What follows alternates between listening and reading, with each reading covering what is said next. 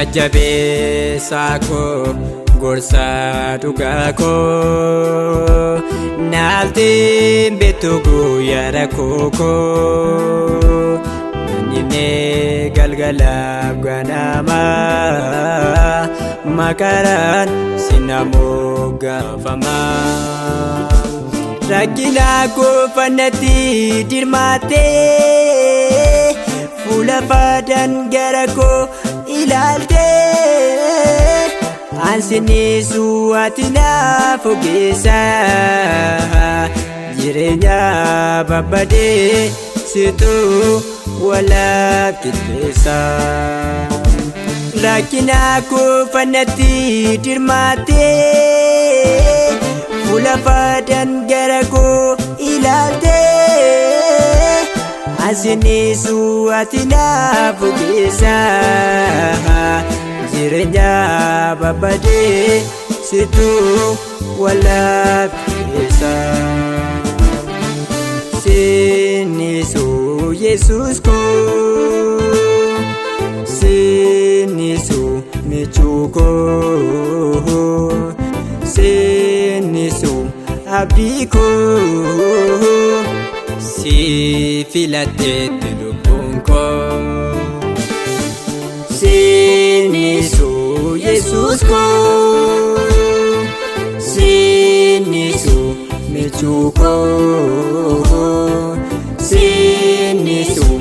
abdii koo si filadheetti lubbuun koo.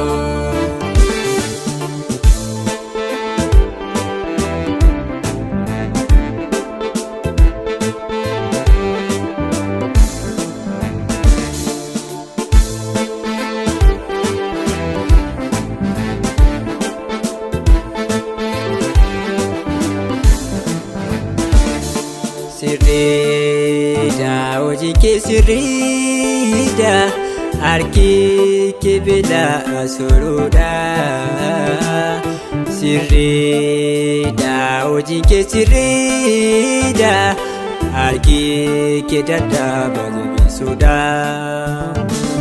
namni si qabu yoomuun gatamu maqaan kee yoomuun kuufamu yaani kee kan namarradaa tiksee koo kaayeroo hundaa yaani kee kan namarradaa tiksee koo kaayeroo hundaa abbaa koo kaayeroo hundaa michuu koo kaayeroo hundaa tikseko kayero hunda furiko kayero hunda sinisu Yesus ko sinisu michuko sinisu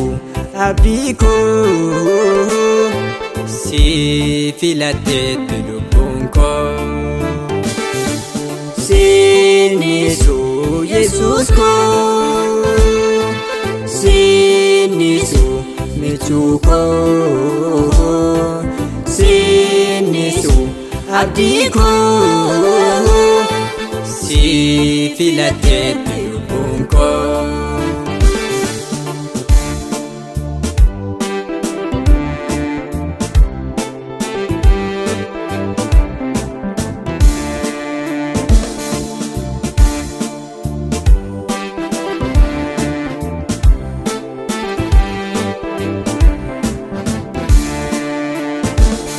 Kan si faarfatee maqaa kee jajatee ammadumaatti dhaabbatee kakuun kakatamu duwwaana kafamu irruun kaguutamu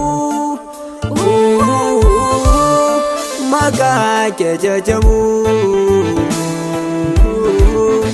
maqaa kee jajamu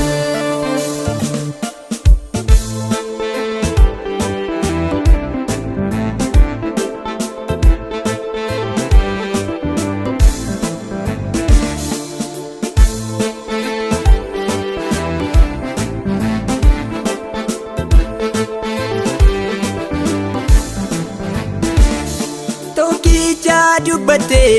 gaaronni faalonni kan si dhageessu atu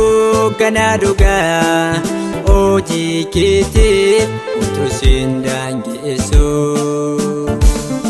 hundi nuuf si salphata siif hin danda'ama atu naaf abdiidha jireenyi koo siif naa waamama hundi nuuf si salphata siif hin danda'ama atu naaf abdiidha jireenyi koo siif naa waamama jireenyi koo siif naa waamama kaa'umsi koo siif naa waamama gaa'umsi koo siif naa waamama